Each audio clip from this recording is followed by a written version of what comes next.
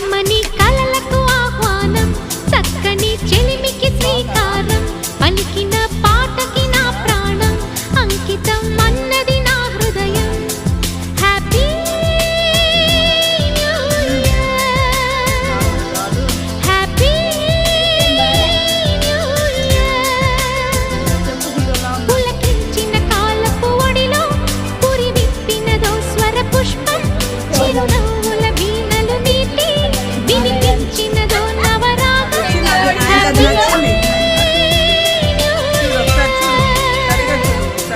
happy కమ్మని కల